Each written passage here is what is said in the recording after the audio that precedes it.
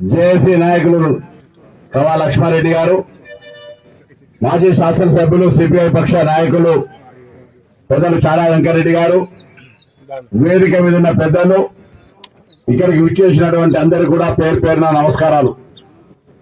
34 సంవత్సరాల క్రితం ఈ స్తూపానికి సంబంధించి నిర్మాణం జరిగి వల్ల ఆ నిర్మాణంలో పాత్ర పోషించినటువంటి గద్దారన్న గారి వర్ధంతి జరుపుకుంటా ఉన్నాం. వారి ఘనంగా నివాళులు అర్పిస్తా ఉన్నాం హుస్నాబాద్ నియోజకవర్గం నుంచి.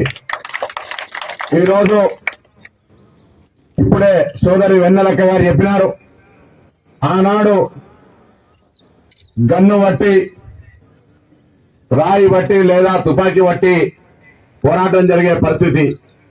ఇలా ప్రజాస్వామికంగా పోరాటం జరుగుతున్నటువంటి ఓటు అనే ఆయుధం ద్వారా భారత రాజ్యాంగాన్ని రక్షించుకోవడానికి జరుగుతున్న పోరాటం ఇప్పుడే వెన్నెలక్క గారు జ్ఞాపకం చేసినారు.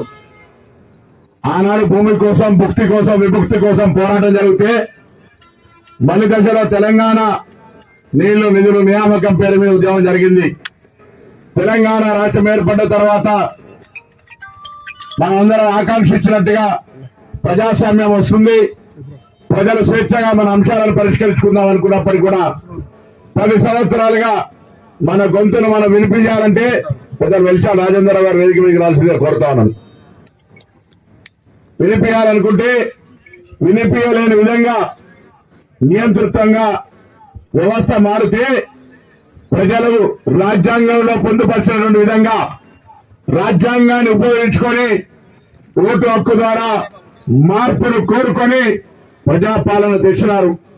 ఇలా దానిలో భాగంగానే ఆనాడు ఉద్యమ స్ఫూర్తి, గద్దారన్న పాట ప్రజాస్వామ్యాన్ని కాపాడుకోవడానికి, రాజ్యాంగాన్ని రక్షించుకోవడానికి ఆనాడు ఉన్నటువంటి యుద్ధమో పోరాటమో తుపాకీ అవసరం లేదు. ఇలా పెన్ను కావాలి, పెన్ను కన్నుగా మారితే, ఇలా ఓటు ఆయుధంగా మారితే ప్రజాస్వామ్యాన్ని పరిరక్షించుకోవచ్చు అనే విధంగా ఈ రోజు ఒక ప్రజాస్వామికంగా వ్యవస్థ నడుస్తా ఉంది.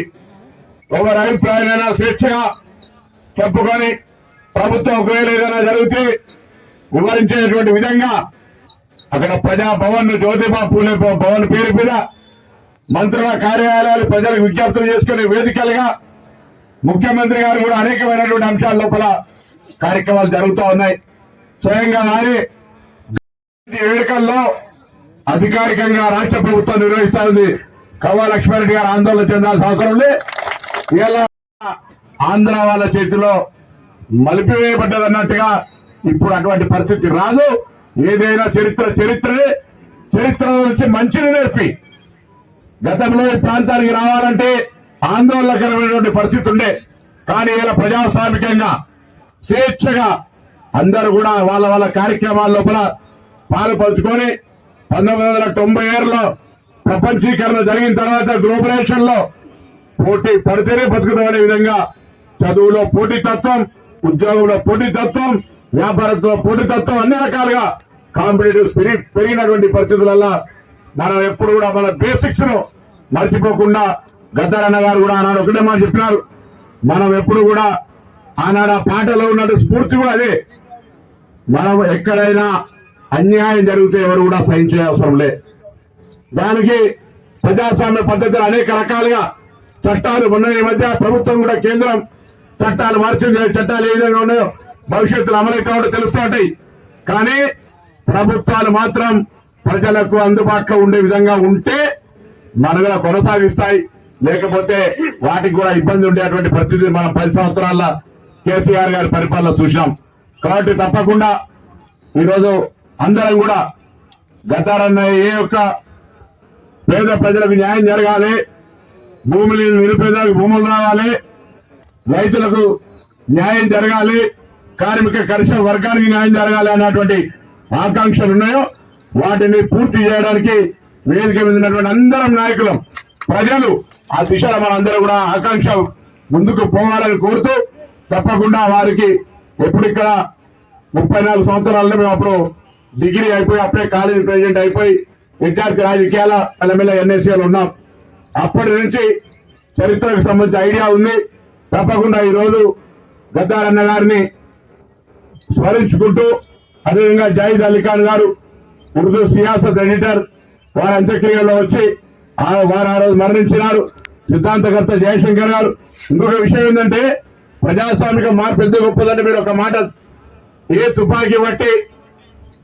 తుపాకీతోటైతే అన్యాయాన్ని ఎదిరించాలనుకున్నటువంటి గద్దార్ అన్న ఆ ప్రభుత్వ తుపాకీతోటి లాంఛనాలతో అంత్యక్రియలు చేసుకున్నారంటే ప్రజాస్వామికంగా మనిషి ఏ విధంగా మార్పు కోరుకున్నాడో ఆ మార్పుకు శ్రీకారం జరుగుతా ఉందంటే ఒక ఉద్యమకారుని కూడా ప్రభుత్వ లాంఛనాలతో నివాళులు అర్పించింది. ఇది స్ఫూర్తి. కాబట్టి ఇలా మనం ప్రజాస్వామికంగా భారత రాజ్యాంగానికి ప్రమాదం ఏర్పడుతుంది అనేటువంటి మాటలు దేశవ్యాప్తంగా చర్చ జరుగుతుంది.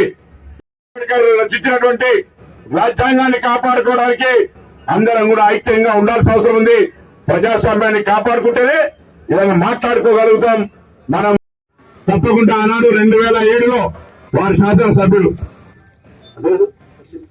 2005లో శాసనసభ్యులు కీర్తిశేషులు రాజశేఖర రెడ్డి గారు ప్రారంభించినటువంటి గౌరవెల్లి ప్రాజెక్టు మళ్ళీ ఈ రోజు పూర్తి చేసే అవకాశం నాకు వచ్చింది. రేవంత్ రెడ్డి గారు ముఖ్యమంత్రి గారి మాట సందర్భంగా మనగిస్తాను. తప్పకుండా ఆనాడైనటువంటి పనులని నేను ఎవరిని విమర్శించదలుచుకోలే. ఆనాటి నుంచి ఈనాడు దగ్గర గౌరవ శాసనసభ్యులందరూ కూడా ఎవరు ప్రాజెక్టు కావద్దని కోరుకోలే. అక్కడున్న ప్రభుత్వంలో ఉన్న పెద్దలు సహకారాన్ని తేగలుగుతున్నారు, తెచ్చేంత తేగలిగిండు.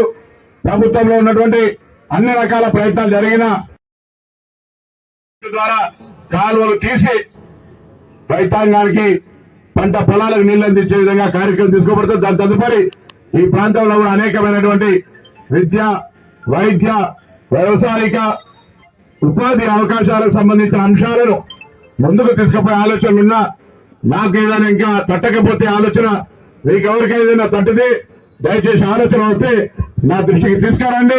దాన్ని కూడా ఈ ప్రాంతంలో ఉండేటువంటి ప్రజలందరికీ, ఎందుకంటే నేను ఎప్పుడు చెప్పిన చాలా సార్లు హుస్నాబాద్ ప్రజలందరికీ కూడా అనేక వేదికల మీద ధన్యవాదాలు చెప్పినాం. మళ్ళొకసారి ప్రాంత ప్రజలందరికీ అనేక రకాలుగా కార్యక్రమం చేసే బాధ్యత నాకు ఉంది. కాబట్టి ఏ ఆలోచన వచ్చినా దయచేసి సృష్టించమని చెప్పి కోరుతూ మరొకసారి గద్దార్ అన్న పూర్తిగా మరి వారికి హృదయపూర్వకంగా అందరం నివాళులు అర్పిస్తూ గద్దార్ అన్న అమర్ హై, గద్దార్ అన్న అమర్ హై, అమర్ హై. నమస్కారం.